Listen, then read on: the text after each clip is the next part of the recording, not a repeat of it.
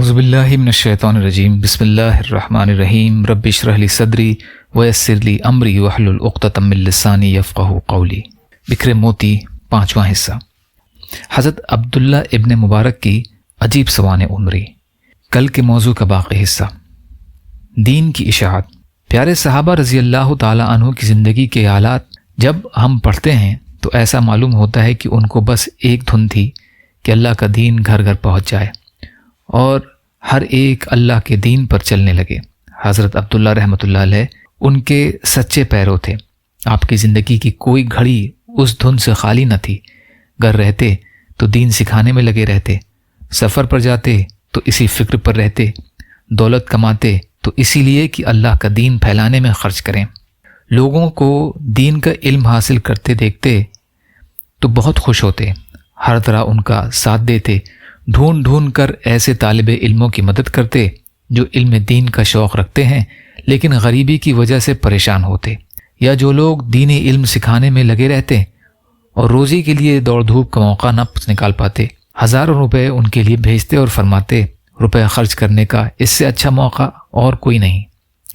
ایک بار فرمایا، میں اپنا روپیہ ان لوگوں پر خرچ کرتا ہوں جو دین کا علم حاصل کرنے میں ایسے لگ گئے ہیں کہ گھر والوں کے لیے روزی کمانے کا وقت نہیں نکل پاتے، اور اگر روزی کمانے میں لگے تو دین کا علم ختم ہو جائے گا۔ میں ان کی مدد اس لیے کرتا ہوں کہ ان کے ذریعے دین کا علم پھیلتا ہے، اور نبوت ختم ہو جانے کے بعد نیکی کا سب سے بڑا کام یہ ہے کہ دین کا علم پھیلایا جائے۔ اس کام کے لیے شہر جاتے، ہر قسم کے لوگوں سے ملتے، ان کے سدھارنے کی کوشش کرتے اور بڑے سلیقے سے اس کام کو انجام دیتے۔ فرمایا کرتے تھے، جب امت کے بڑے ذمہ دار لوگ بگڑ جاتے ہیں تو پوری امت میں بگاڑ آ جاتا ہے۔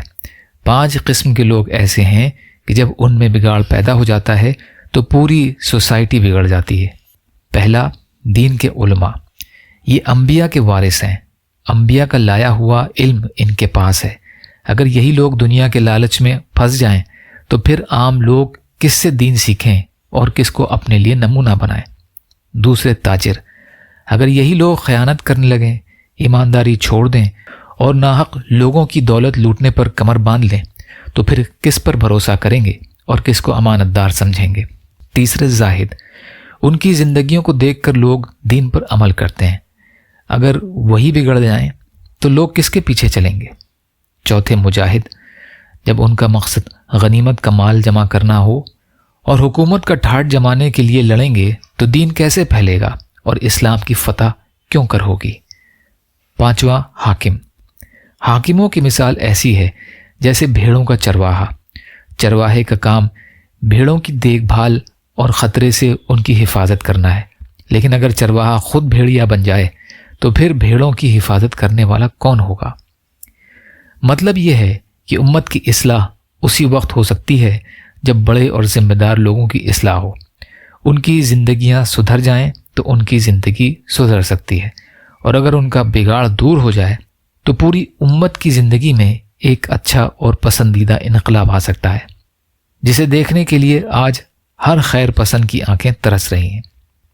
اس موضوع کا باقی حصہ انشاءاللہ کل کی ریکارڈنگ میں۔ یا اللہ ہم سب کو کہنے سننے سے زیادہ عمل کی توفیق عطا فرما۔ یا اللہ مظلوم فلسطینیوں، کشمیریوں، روہنگیا مسلمان اور مسلمان جہاں بھی پریشان حال ہیں، ظالموں کے ظلم کا شکار ہیں، ان کی مدد فرمائیے۔ ہم سب کو اپنی استطاعت کے بقدر اپنا حق ادا کرنے والا بنائیے۔ جو مانگا وہ بھی عطا کر دیجیے، جو مانگنے سے رہ گئے وہ بھی عطا فرمائیے۔ سبحان ربک رب العزت عما یصفون وسلام علی المرسلین والحمد للہ رب العالمین برحمتک یا ارحم الراحمین لا الہ الا اللہ محمد رسول اللہ۔ السلام علیکم۔